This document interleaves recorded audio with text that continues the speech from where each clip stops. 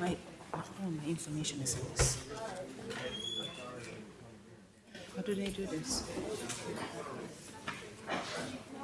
Fee?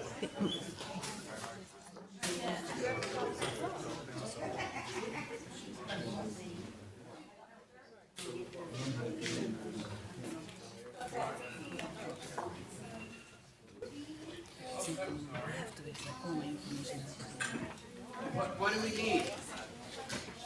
I'm still logged in. She powered it off? She powered the screen on. Yeah, she closed it all out. Like, can you just open it, please? No, I'm not. I'm right here. Oh, sorry. Oh, you're still logged in. Are you trying to lag out? That's fine.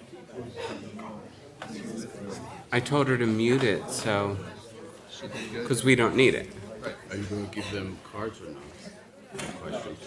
She's done. Oh, well, go ahead.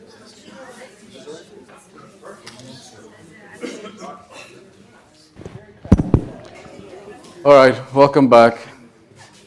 I am not going to let Dr. Merkel introduce me because he doesn't know how to spell my name. The other thing is I think at least everybody recognizes that two of my esteemed colleagues don't know how to spell. So I'm here for questions. It's open. You can ask any questions. I may be able to answer some. Maybe some I don't. I'll try to make up some answers then. So, anybody? If you're talking about volunteering for a clinical trial, Right. and of course, you're not going to know whether you're in a control group or in one of the experimental Correct. groups. What happens if, as a consequence of being in that trial, you wind up with something that happens to you that makes you sick? That's a possibility. In which case, what do you do about it? How is it going to affect the outcome of the study, let alone your own personal care? How are you able to deal with the idea that you may have actually been made worse by a treatment rather than either no effect or some improvement? So the question was, if you are in a study and you end up on the side of potentially the placebo or even the agent, and could you actually get worse? Unfortunately, that is something that can happen in a study. Clearly, we don't know what the substances actually, we know what they're doing in animal models, in the dish, but when you sign up for the study, there are risks. Unfortunately, if we don't take those risks, then we don't understand the study. If nobody does the study, then we're never going to find any of these therapies. Let me see if I can repeat part of the question. I'm not answering the whole thing. I guess what I'm sort of dancing around is if I were to consider being a subject for a clinical trial, Correct. volunteering, to what extent would the numbers of people you get to volunteer be diminished by the potential of risk? Well, the risk for the drug to be even brought to the clinical study, the FDA has to look at the risk. It will not allow a drug that has an overwhelming risk to go and be done. If there's too much risk, they're not going to allow the study to go the drug to go into a study. Let me just, I want to add one point and then say one more thing before that. It's a great question. A couple of things. I think you also said you worry that if you had a side effect, would that impact the study? Well, actually, that's one of the reasons you do the study. It's usually not all or nothing. So every drug has side effects. And one of the things we want to know is, do those drugs have side effects in scleroderma that are different? And so you keep track. And so every outcome, everything that happens to the patient is useful in the trial.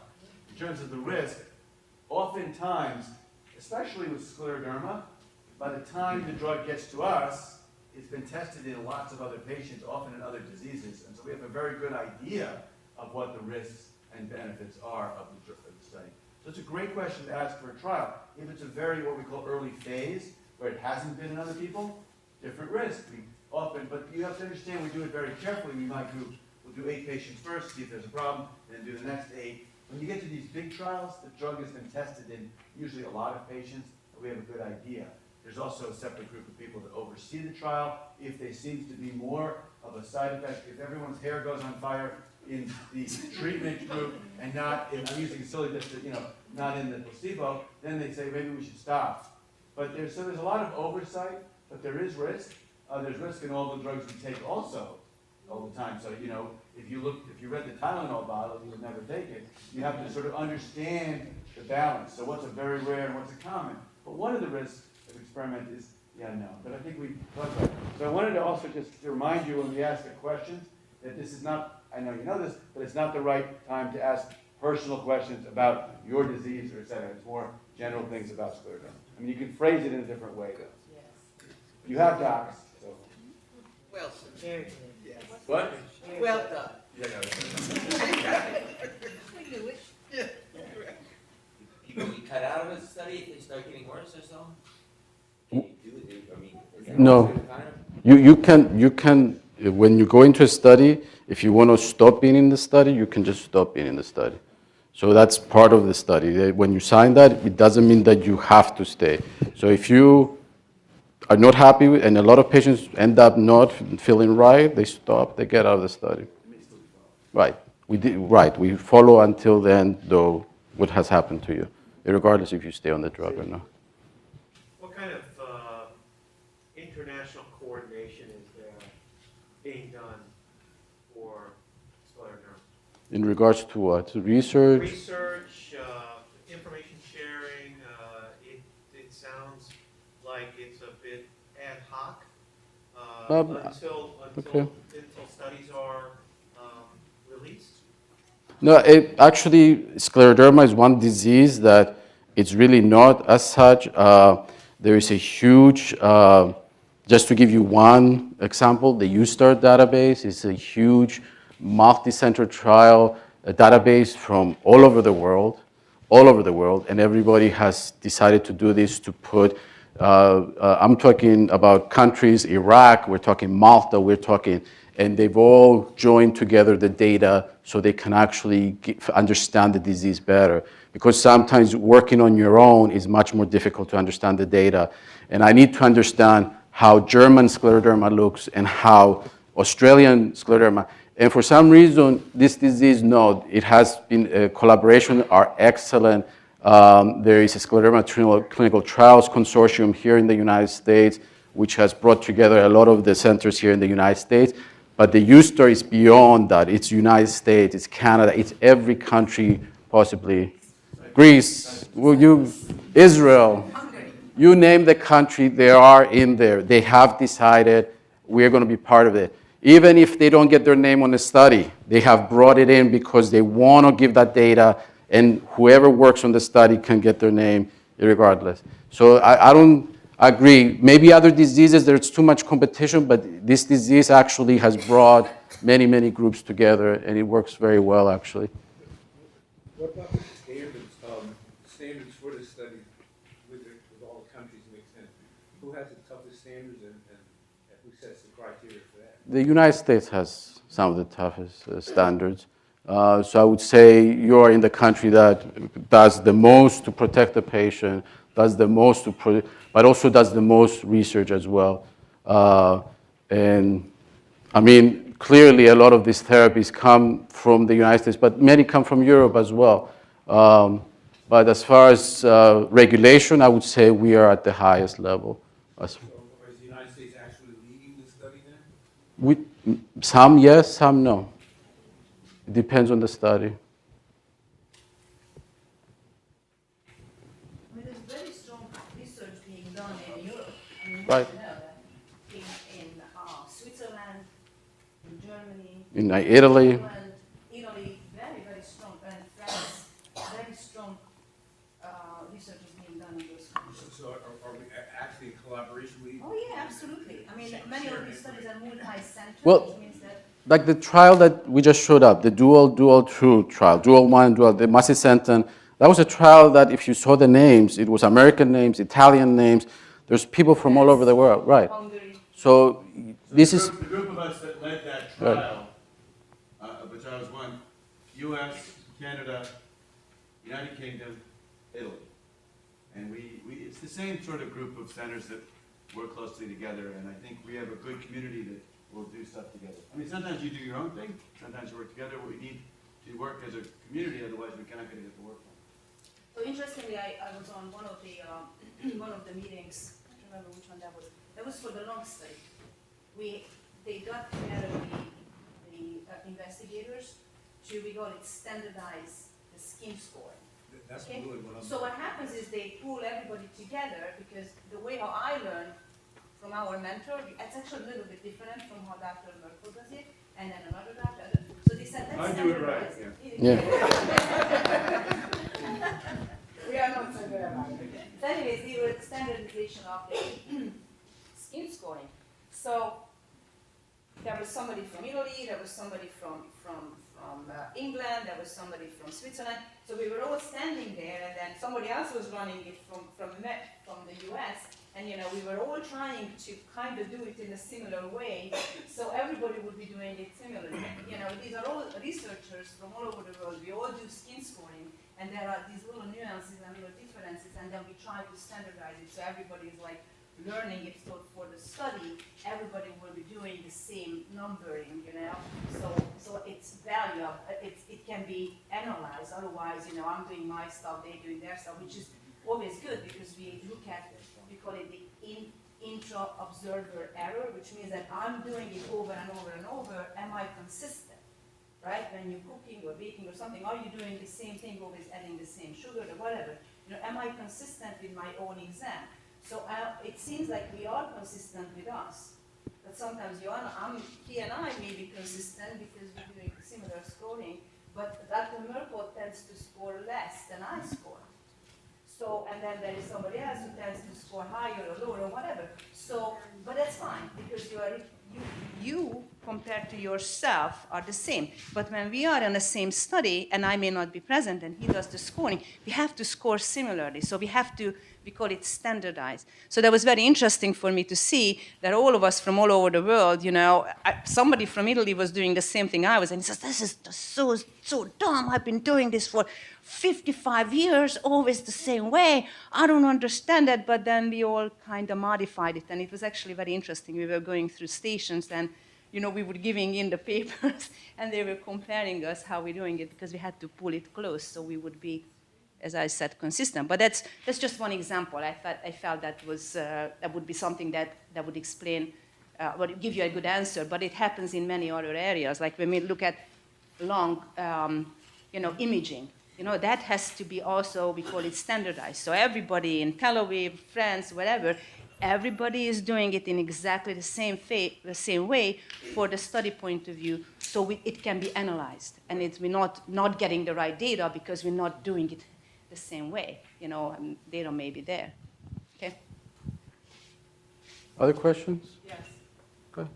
Are you finding that some therapies work differently in the African American population? It works different, right, correct. But it also works different from person to person, to be honest with you.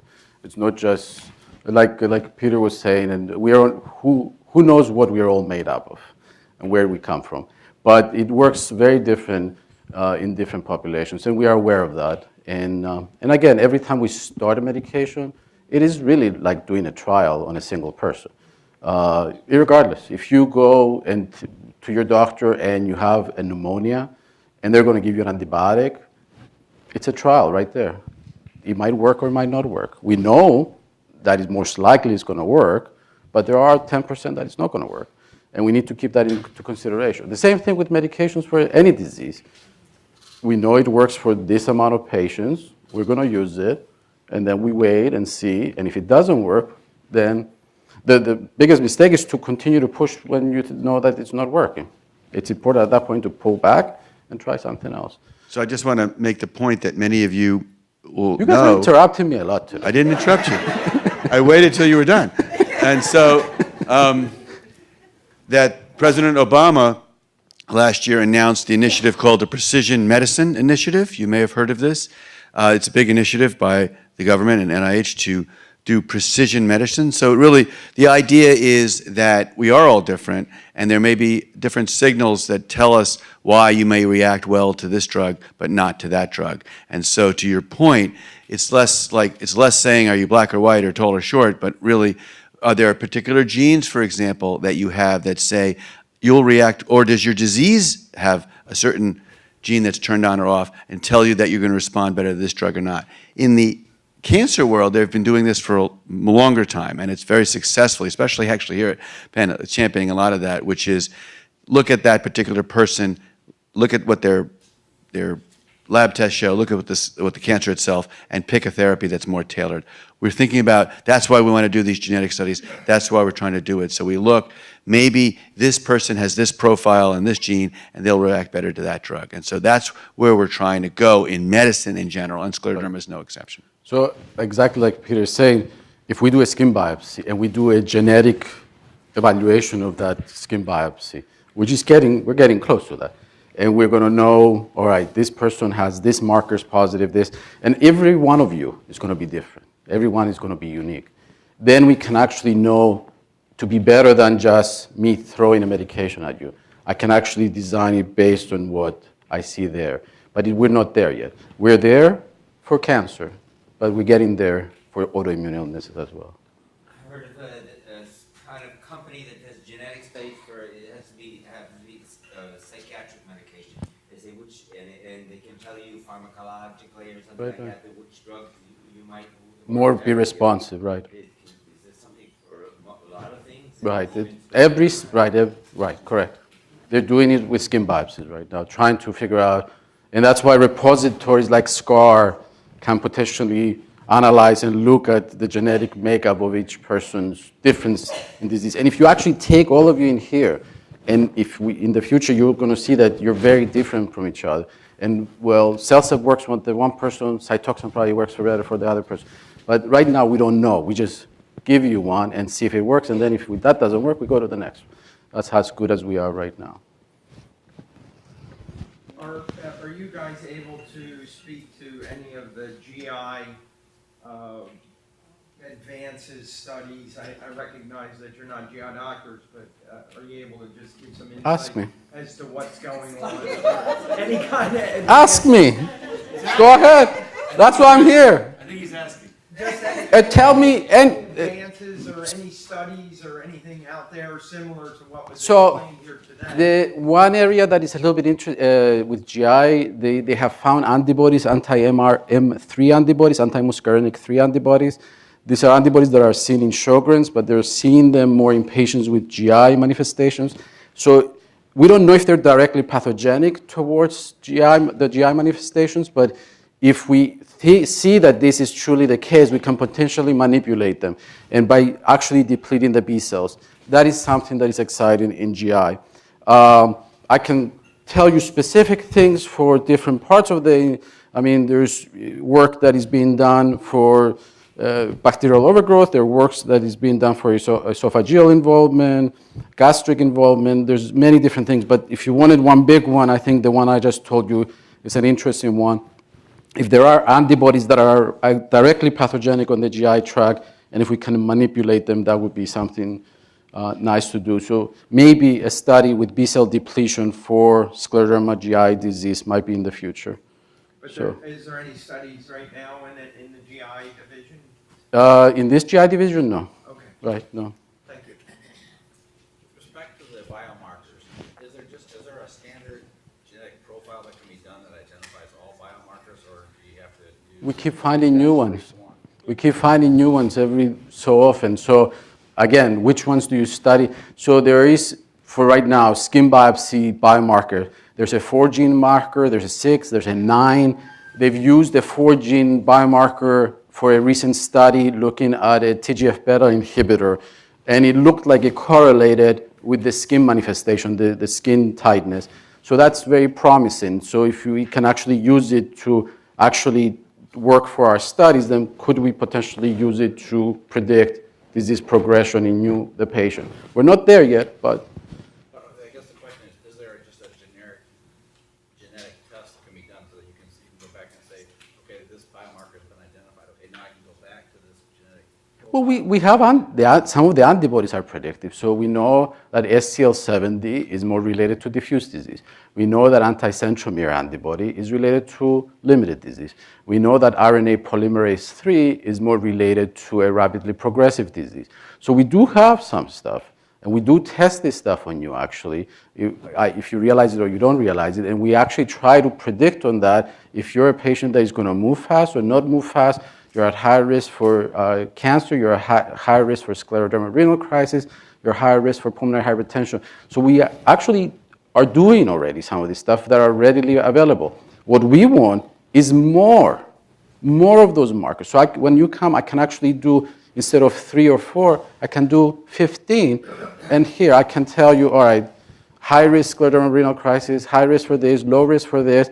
And then I really focus on that stuff and say, all right, I'm going to follow you as a hawk in regards to that. But this, I'm not going to, because it's telling me that. So that's what we're looking at in the future. But we do have some stuff, and we've been using it for years. So don't think we're not doing this. We're trying to predict if you're going to move or not with your disease. Biomarker is anything that you could test, either the serum or the skin or fluid from your lungs or fluid from somewhere in your body that can actually be used to predict your disease. So any of that. So is that why you do that regimen of blood tests all the time? Are you accusing me? Yes, correct. So correct. You can watch Right, different movies correct, and see right. what is Because happening. it tells me all right, is something moving in the heart? Is something moving in the kidney? Is something, I know it's annoying, every 3 to 4 months we have to do it, but it tells me. I might not do the antibodies that often, but I even do the antibodies every so often because our immune system changes also. So from time to time I'll see if the antibodies have changed. Because what if you're now producing some antibodies that you didn't produce 3 years ago? I need to know that. So yes, all those things there are a particular reason. We make it look so easy and quick and boom, boom, boom, boom, in and out. Yeah, because we have 20 minutes, by the way. And, but we try to make it more, but it's routine, but we have to do it and it's important. And I know it might sound like a routine, but trust me, we're paying attention to all these little numbers. I go home and I tell my wife, don't talk to me for about an hour because I still have data in my eye. But my kids don't listen to that, by the way. As a patient in a study, My wife doesn't either. Are you, well, other than your own progress, are you kept at all informed about the study's progress, or do you have to wait for everybody else for the results? Explain my individual study that I'm involved in. Investigator in a trial, and Penn is one of 20 sites. Do you know what's going on in the rest of the study in terms of progress, in terms of safety, in terms of other things? We know that, but results, no, of course. Nobody does. Right. Results, they cannot tell me results. Oh, yeah, I have to be blind. But the safety issues are kept track of, and all the investigators are Right. kept track of their issues. And there's a central site that looks at all of the patients to make sure there are no issues. And there's even a separate group of people who are not part of the study who can even see what's happening to treatment A versus treatment B. And there's a lot of layers of protection. Yeah, there's data safety monitoring committees for every study. These are people that are not part of the trial, not part of the company. They're independent. They're hired to actually monitor the study. They're physicians in the field and maybe outside the field. And their only job is to make sure to look for signals. Is there a signal of something not going right? I cannot know that. They'll tell me if that comes down the line, and then they will shut the study. But we are blinded. I don't know if you're getting placebo. I don't know if you're getting drug. I don't know where you were randomized. It's important for me not to know, because then I may be biased in the way I'm approaching you. And that, unfortunately, that's how research is done. Along that line, I know if you Google Scleroderma research, it names Johns Hopkins as the National Scleroderma Research Center. Do they coordinate all of this? Is there a centralized database of... I don't think grades are given to who is first, who is second. We don't consider ourselves like that. We are all collaborating. Some people Hopkins might work more on the vascular component. Boston might be working more on biomarkers. Penn might be working on one thing. It's not, there's no ranking of who is we can tell you Penn is what, second or first in the country as far as research money from the NIH? Yeah, it's second or Right. third, whatever. So, yeah, it makes no difference to us. It could be a lonely guy in South Africa that is in the lab that is ranked 0, but because he's doing some fantastic work, it might explode. It doesn't really, it's not that we don't rank ourselves. We don't compete with each other. We actually collaborate with each other. So really, that's kind of a misnomer that they name themselves. No, I think that has to do with a grant they have from something called the Scleroderma Research Foundation, which is a separate group, and they have a particular affiliation. So I think it's a detail issue. They're not national for anything else. I mean, they're very nice people, but And we collaborate with them. We love them. A great group of people. No. Curious whether there was some kind of centralized. No. Can I just ask you, when you, do you take this blood from the patient periodically, or does the patient have to ask for it, and do you give the results to the patient? For what? Of whatever things that you're checking, like if the disease is going to progress further, or Oh, the regular visit with the patient? Yeah, how does a person, a family know, like, where the stages are, and Well, when is the there communication back and forth between you and the patient, or does the patient have to ask to find out things? No, that's why we have the visit. You know, like if you get your blood work Right. normally from the doctor, Right. primary, you can get a copy of it and Right. you can look at yourself, there's ranges and Right. so forth and so on. Right. And I'm wondering if there's any such thing for scleroderma patients that come to you without necessarily asking you. With Penn, you have access to your own blood. You have complete access to your Interpret it and need your interpretation. every visit. So, Ethically, if you tell them or not. oh no, I tell them. I'm ethically bound to tell everybody what's going on. It's unethical for me to. We don't hide information from anybody. When you take the blood, what happens with the patient? When they come for their next visit, we sit down and we go through the blood test and we say, all right, how did your CBC, your liver test? I go, this was good, this was good, this was good, everything looked good. Or sometimes everything was good, it's like, everything looked good. Nothing for you to worry. Or if they... right away, obviously, we call the patients. And if there is a specific thing that the patient wants to know, we actually go through it one by one. So, and you're privy to all that. That's how open we are at Penn. You can go to My Penn Medicine, actually pull out all your stuff. Right. I'm thinking about, how much interpretation you actually offer to the patient without them necessarily knowing to ask the question. So are you asking specifically Go ahead. about the progression? Well, yeah, like what to expect to a certain extent, and what to, maybe to change some of your behaviors from it, and so forth. To get a little deeper, something. We try to get us deep. Everything's all right. Okay, that's fine. But as far as prognosis, if you're asking me about prognosis, I cannot play God. I cannot say to a person, this is how long you have to live. I never do that. I'm not in any way a prognosticator. I will say, listen, this is what you have, this is what's going on. You can do this stuff, enjoy life. Biggest thing for me is enjoy life. Don't live for the disease, live for and enjoy life. But as far as if there is information that is detrimental to the patient, I always will give it. There's no way I'm going to hold back information. We're ethically bound and legally bound to give you all the information.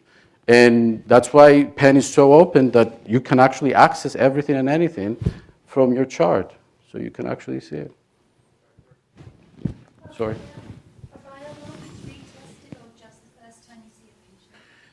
Antibodies, which is what I will repeat from time to time, but not immediately because not every 3 to 4 months. I will repeat in a year's time or a couple of years' time just to see if the antibodies have changed.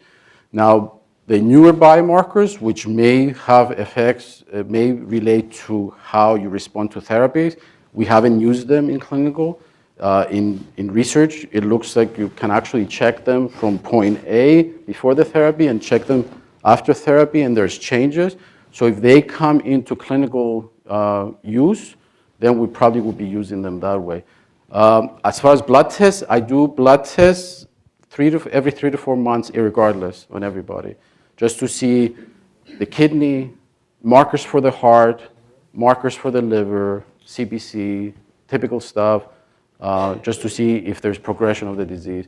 And then once a year, regardless if you have or not have issues, we do a breathing test and an echo. If you do have disease activity in those organs, though, might do the test more often. Those are all biomarkers. I mean, a hemoglobin, a blood count is a biomarker. Right. When we talk about it for research, we're looking for new markers, but those are all biomarkers. And, your blood pressure is a biomarker. And so we're looking for those things. And some markers are for diagnosis, some are for prognosis, and some are for activity and how sick. So I think it's, they're different. And, it takes a long time to prove that they're good before we would use them. I mean, as simple as the CBC, the hemoglobin. And people don't realize that even the hemoglobin, the mere hemoglobin is important for us. I just meant those tests that you do at the beginning to see whether you're yes. Prone to lung disease. Yes, we'll repeat it really, I don't actually, there's not a lot of evidence that they change. I think we get the panel and then we go. There are times when you need to recheck them, but it's, those are prognostic markers that usually are from the beginning. Is anyone following families with high incidence of autoimmune diseases and rare cancers? In rare cancers? Well, let's focus on autoimmune disease prevalence in families. We have a tremendously high prevalence of autoimmune diseases in our family, in the women in our family. Across the generation, I've been able to follow a path out of my great-great-grandmother coming forward with first cousins, my own children, now my grandchildren. So I think there's great value in looking at that. I don't know if anyone is. That's the genetic studies that so if you have, let's say there's 2-3 people in your family with scleroderma. Right. The GRASP study would be a place that we would love to have you guys, especially if you have at least 2-3 people, African American descent, scleroderma. We would bring you in and take the blood and send it to the NIH. They would love to have that group of people and already a family to see what genes are moving that family's disease. So we have the ability. If you're interested, Jackie, not here? She's here. Okay. So Matt, Ronnie, if you want to bring the family in, we would love to put you in the study. They're in denial. I'm the one that's here. So I would tell you two things. As we like to say, there's medicine, Jackie. We like to say in medicine, denial is a river in Egypt. There actually are people who are studying familial clusters of autoimmune disease. There's been a fair amount of work. So there's research that shows that relatives of patients with scleroderma are at higher risk for other autoimmune diseases such as rheumatoid arthritis and lupus. Not so much that everybody has to go out and worry about their kids and get tested, but there is something there. And so we know that, and then these families happen and they are of interest. I can't tell you that they're linking it to the cancers per se, but there's a lot of genetic work being done across, and that's why we're trying to develop these databases to move it forward. But you're asking profound questions that are being looked at. So in twins studies, when they take twins, they looked at scleroderma in twins. The prevalence of the concordance of the disease is only about 6%. The chance of one twin having it and the other one having it, only 6%. The antibodies, which suggest to you that genetics are not the only thing playing around, but the antibodies are almost 100%. So let's say you have scleroderma and you have a twin sister. The likelihood of your twin sister getting scleroderma is only 6%. But your ANA that is positive is probably positive in her, almost 100%. That we know, based on studies that have been done in twins. As a follow-up to that, then, would you suggest that your patients with scleroderma of childbearing age not have more children? No. Have as many kids as you want. The chances of the kid having it is not that high. And I have patients that come and ask me to check their kids. I'm like, no, do not check. Yes, their blood test might be positive. Well, why would you worry? Why would you worry a child about something that they may never get for the rest of their life? But their blood test is probably going to be positive. But even then, it's, I mean, the chances of your children having the disease is low. Right. Well, we said it's 6%. Less than. That's for twins. Right, for twins, but it gives you some idea, right? Go ahead. As a doctor and researcher, you never used the word autoantibody. When I looked on the internet and learned about autoimmunity, I learned about that. But you just don't use it. It's still an antibody, but it's just... I use it. You use the term? Yeah. When you say antibody, you don't mean autoantibody? Which antibody? Which autoantibody? I don't know what he wants. I think it's I don't remember. So they are, so the ANA is an autoantibody. The anti-centromere antibody is an autoantibody. So those are autoantibodies. But antibodies aren't bad. Can they become bad? Antibodies. So if I get an infection and I produce antibodies against the infection, those are good antibodies. But then what we're talking about in autoimmunity is antibodies that have a tendency to go autoantibodies against your own self, which is the whole theory behind autoimmunity. So we produce antibodies against an infection, and then in autoimmunity you produce so a lot of times patients of mine ask me, is my immune system suppressed? And I tell them, no, your immune system is overactive and confused. Because sometimes... There can be, the discovery of autoantibodies can just continue to change or get more? Yes, we might find more, correct, right. So, and we are finding more as the years go by. We take one more question. I just wanted to go back to something you were both saying about the blood work. Of course, you have to check up blood work every 3 or 4 months, especially if you're on certain medications. But once you're diagnosed or once you have those numbers, whether it's, I think it was SCL70 or what, those numbers don't change once you're diagnosed with scleroderma? We're going to defer on our answer. He's going to say no, I'm going to say yes. Do you want us? The numbers might change. The numbers might change. The question is whether you're going to do anything differently based on it. It's very rare for someone to be negative and then turn positive in those particular autoantibodies. Can somebody turn ANA negative? Yes. But it's not going to change what you do. But there are other tests that do change over time, and we definitely need to know what happens with those. And there may be tests that we didn't check at first who come out, and as you said, new ones are propped up. So there's no group of physicians who are less scared of getting autoantibody tests than rheumatologists. We love them. And so if we find a new one, we run home, we're so happy. And but we hope to put them to good use. So I think we target them, and then, as I said, it's been complicated because we talk about tests at diagnosis, and then tests to monitor for therapy for toxicity and damage, and tests to find if the disease changes. And I think Dr. Derk was talking about all those different things. So it's good to ask, why are these tests being done? What are they for?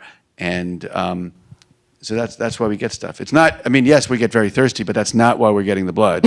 And so there's really, there's a reason, as he said, to test it. I want to thank you, Dr. Derk, and great. Once again, I really want to thank Ronnie and Jackie for helping out today, and they're our research coordinators. And especially thank Matthew McDonald for sort of coordinating it all and corralling the doctors to get it and do it, in which I was not here at exactly 8:30. He was texting me and he's done a wonderful job coordinating with Fee and the Scleroderma Foundation. And once again, if you're not a member, you should be a member. And if you're a member, stay a member. And we hope to see you again. Thanks so much for coming. And I just wanted